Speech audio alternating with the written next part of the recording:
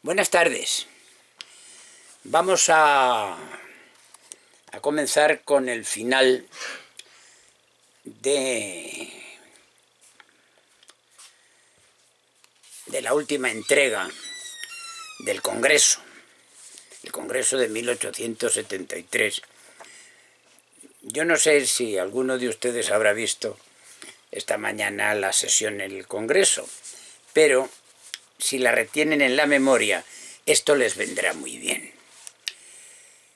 Nos habíamos quedado cuando los intervinientes decían ciertas cosas, pero resultaba que los alfonsistas se quedaban quietos o se movían, depende. Los conservadores salían y entraban en el poder. Los republicanos batallaban o abandonaban la lucha. Los carlistas esperan o reniegan de la venida de su rey, y los radicales sostienen la libertad absoluta o restringida.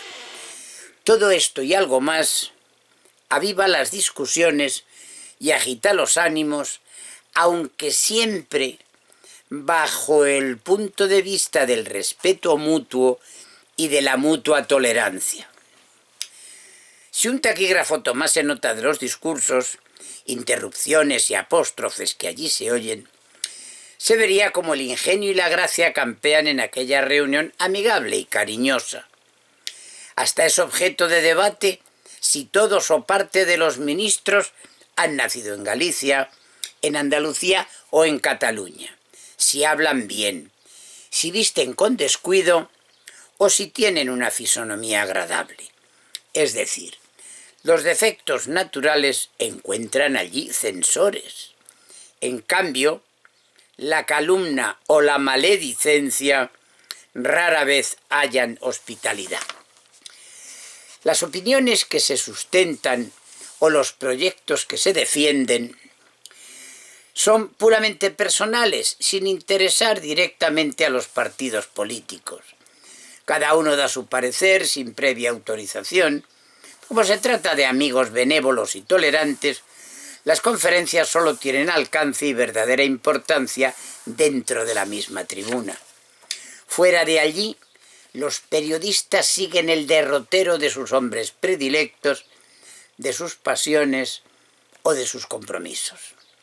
Es muy frecuente oír en la discusión a un carlista, a un soldado de fila irrespetuoso con el principio jerárquico, ciertas observaciones atinadas respecto al plan de campaña del Estado Mayor de su partido, o a un republicano amante de la libre iniciativa sostener la incompetencia o la responsabilidad en cuestiones de fuerza de sus representantes dentro y fuera del directorio, y también a un liberal llamar reaccionario a un gobierno que vive con el Parlamento y con la Constitución, y como final a un conservador motejar de demagogo a un gobierno amante del orden. En la tribuna no solo se discute política militante, esa política que enamora, fascina, subyuga y embarga los sentidos de la mayoría de los españoles. El teatro, los escritores dramáticos, los cantantes, los poetas, los músicos y los artistas, todo entra bajo el dominio de aquella asamblea. Los periodistas, que en el mero hecho de serlo constituyen el sistema parlamentario, no están por el consejo que encierran los siguientes versos de Góngora. Tratan otros del gobierno del mundo y sus monarquías, mientras gobiernan mis días mantequillas y pan tierno, y las mañanas de invierno naranjada y aguardiente, y ríase la gente. No, los hijos de la prensa periódica serán pobres porque esta es eterna maldición de su raza. Serán humorísticos porque la política engendra ese estado de alegría, pero no pueden ser ni oradores monosílabos ni serviles devotos de la buena vida. Entre hablar de política, de arte o de costumbres de actualidad y mantequilla y pan tierno, como dice gráficamente Góngora, el periodista opta por el alimento intelectual porque sin la palabra repetida 100 veces por minuto no se concebe la existencia de un escritor público. Que la comedia tal o cual señala un movimiento de progreso en la literatura patria, dice un periodista, y la pobre comedia sufre al punto un examen mucho más riguroso que los teólogos y los ingenieros, que la exposición de Bellas Artes es superior a las anteriores y todos los cuadros y todos los artistas salen a contribución, que la adquisición de este o aquel actor cómico o de tal o cual cantante no puede pagarse con dinero nacional y los defectos aparecen enseguida. En una palabra, a la afirmación viene la negación, al aplauso sucede la censura, para quedar en definitiva en un término medio entre los admiradores de todo lo grande y todo lo ridículo. Y los adversarios, pues unos de lo bueno y otros de lo malo.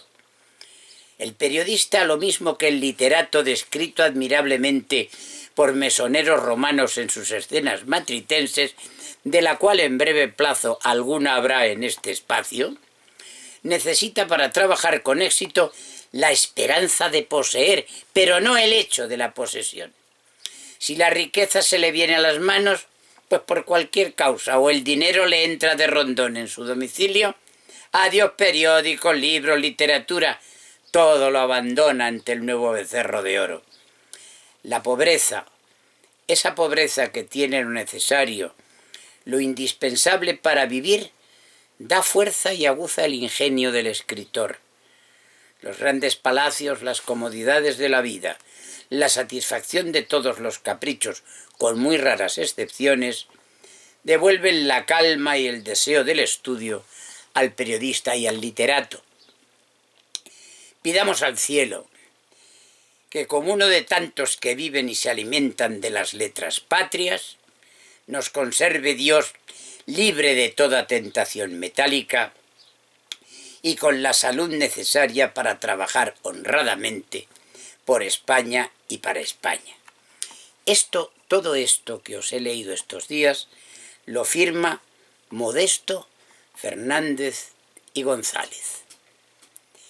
Espero que cumpla una función, sobre todo aclaradora de que la política de hoy no tiene nada que ver con la política con mayúsculas que se hacía en aquellos momentos donde de verdad se hacía España. Buenas tardes.